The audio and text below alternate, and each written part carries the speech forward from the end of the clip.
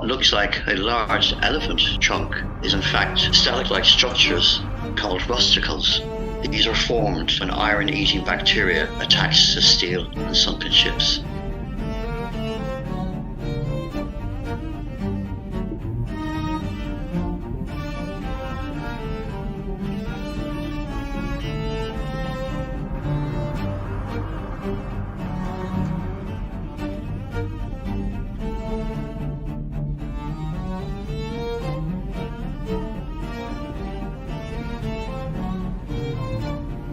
Those ones are coming out of the center hawse pipe, where the center anchor chain would have come through.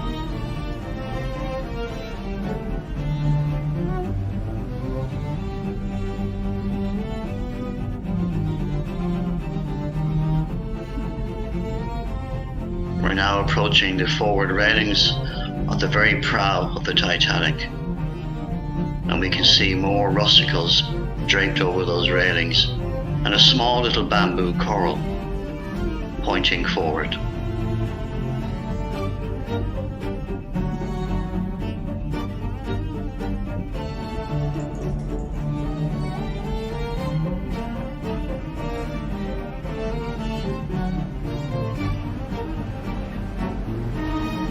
We're now looking into the weld where the huge center anchor still lies in its place. Just above it you can see the crane that would have lifted that out. Age is taking its toll on the shipwreck and the railings are starting to collapse outwards. Coming into view as we travel along the port or left side, we can see one of the anchor chains.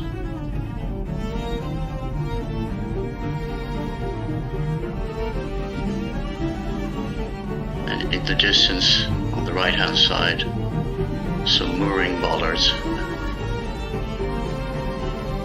and a very large bronze capstan comes into view. Still glistening and shining after 111 years on the seabed.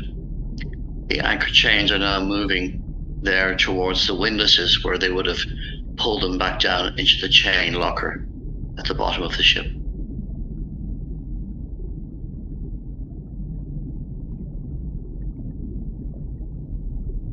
A second bronze capstan comes into view, and on top of that is a memorial plaque that was left on a previous expedition in the past.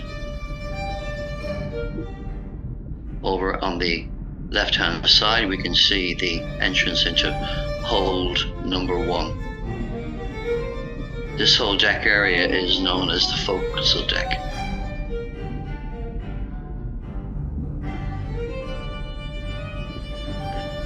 What looks like a wall there in the background is actually a breakwater or wave break, as it's described. This would have deflected large waves that were breaking over the bow of the ship and deflect them away to the sides.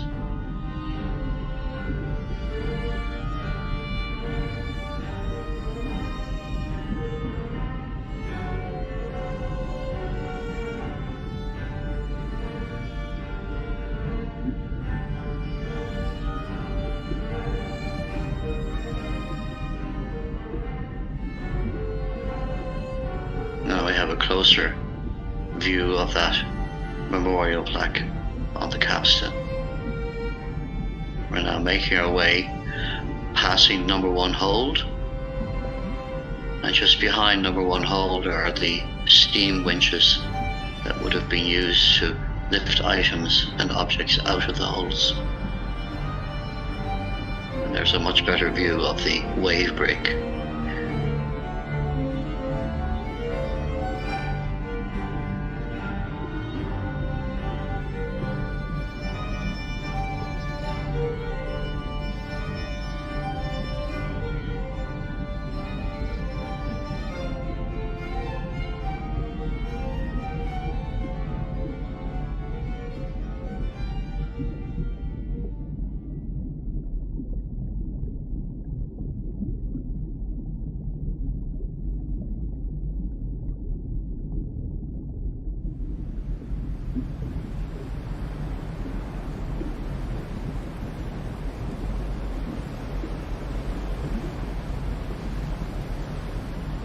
And now we approach the foremast or main mast of the ship, which is completely collapsed, lying across more steam winches.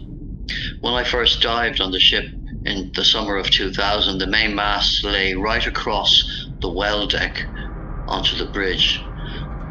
And now, as we can see, it has completely collapsed.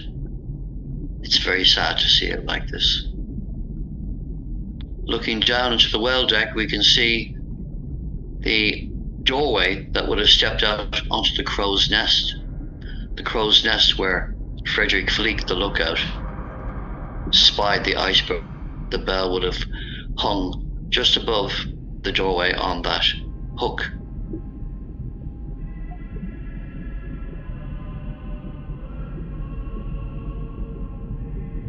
We're now traveling across the well deck. One of the electric cranes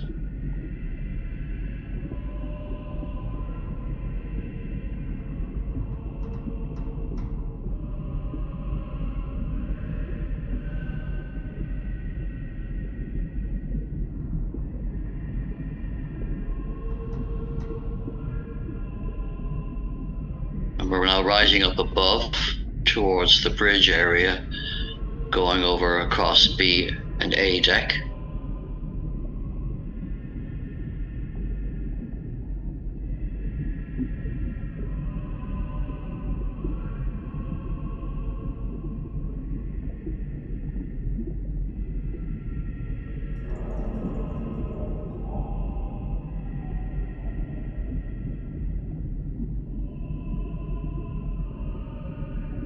The whole area of the bridge on the Titanic was made out of timber, and it got destroyed in the sinking. And all that is left in that whole area is the bronze telemotor. The telemotor was a pump that the main wheel was attached to. And when the wheel was turned, it helped the rudder change direction. This whole area is completely collapsed and destroyed. The memorial plaques go back over 20 years or more. The three on the left-hand side are actually ones that I left in my dives in 2000 and 2005. And they are from Ireland, they are from Belfast, and they are from Cove, Titanic's last port of call.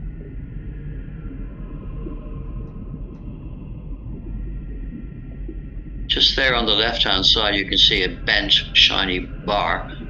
That bar, we believe, is the remains of the linkage that brought the steering wheel connection to the forward steering wheel in the bridge. This great shot gives us a whole panoramic view of that area.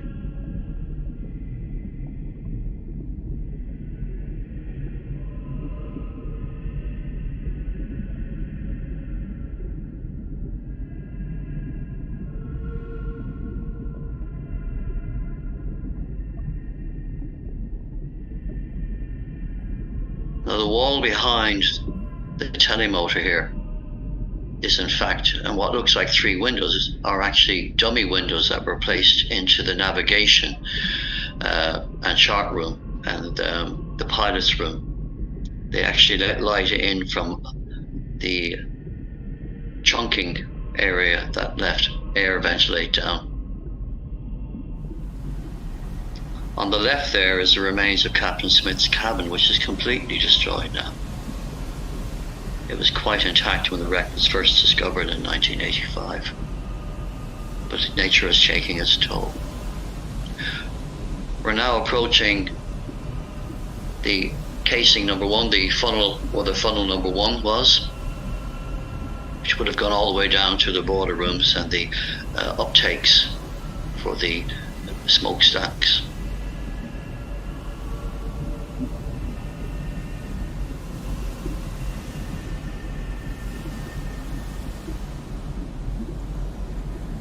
A water tank behind that looms into view, and again the remains of more ventilation trunks, or fan trunks as they were called.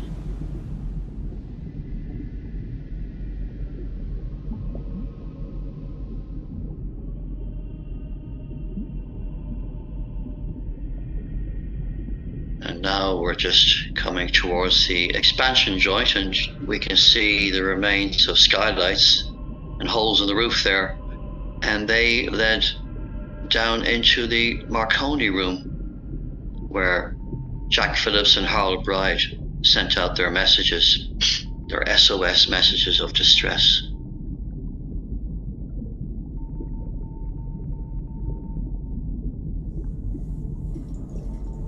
And we're now approaching the void or open space of the remains of the grand staircase.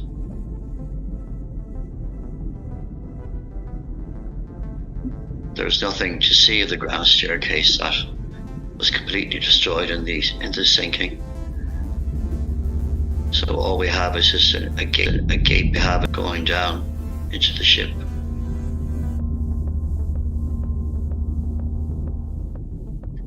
We'll be coming back to that in a few minutes just to have a better look.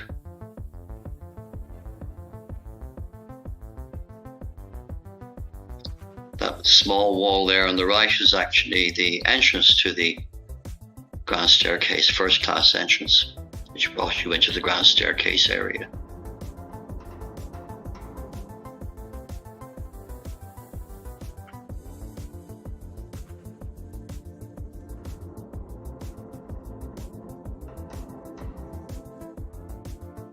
This area we're approaching now is the reading and writing room area and the first class lounge. And it's also the area where the ship broke in two, so a lot of this is quite destroyed and a bit difficult to make out. But just to the left-hand side there is the void where the second funnel was.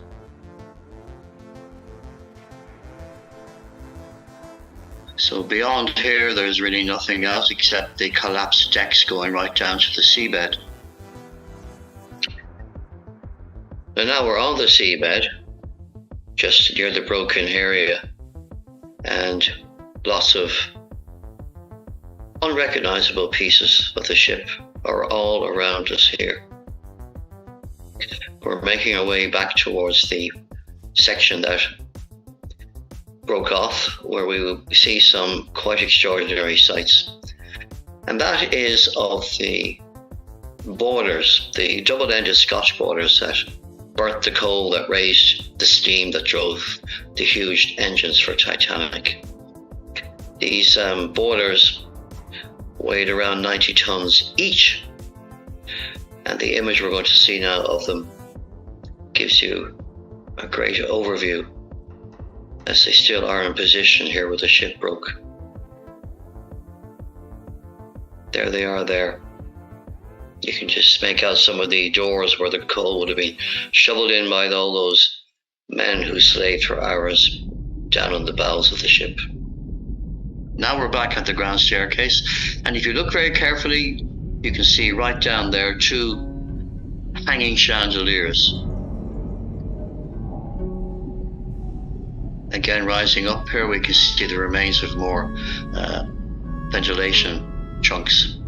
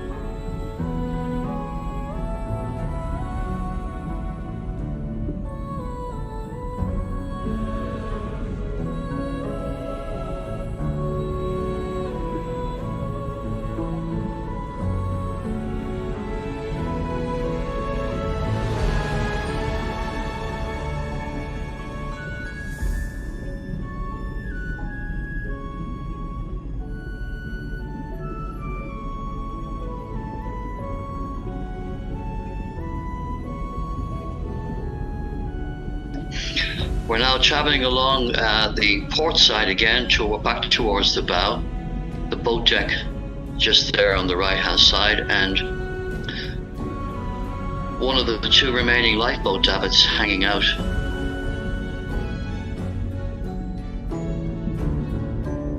It gives you pause to think about the people who got into those lifeboats.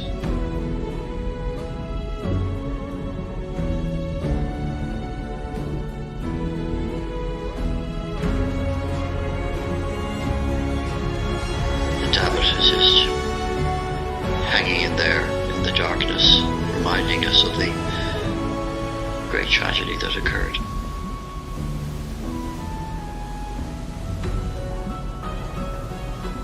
Now we are approaching on the starboard or the right-hand side of the ship, looking at the cabin room windows on the B deck.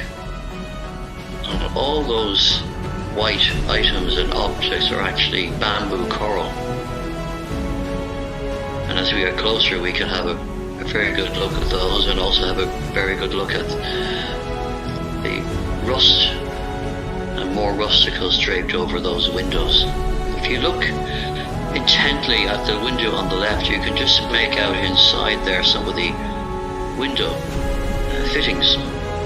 The thrusters from the submersible are causing that dust.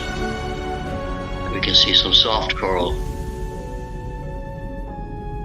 And there is a scuttle or a drainage area for water to pour off the side of the ship. And that's an interesting little gate there. You can see the hinge, two hinges, top and bottom, on the right hand side. We're at the very forward end now here of B deck.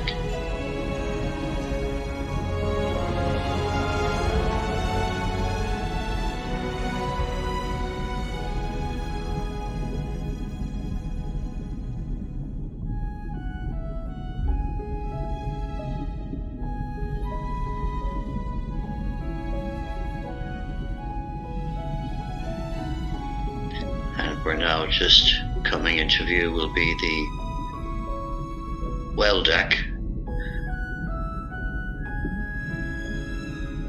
just below the bridge area, and B and C decks, where the electric cranes and holds number 2 and 3 are.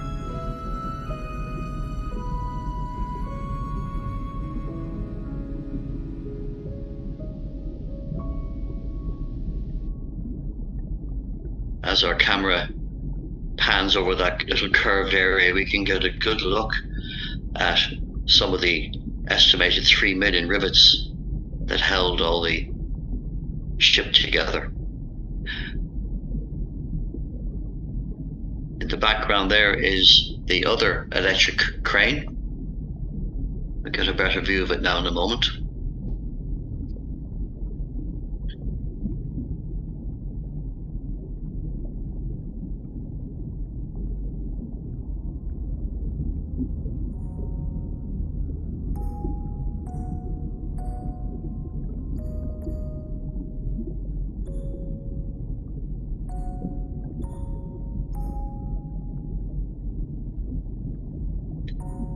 And now we're panning away back towards the starboard side of the forecastle deck, and we can see the anchor chains again, some triple fair leads in the distance, the anchor crane again in front of us, and a little hatch there.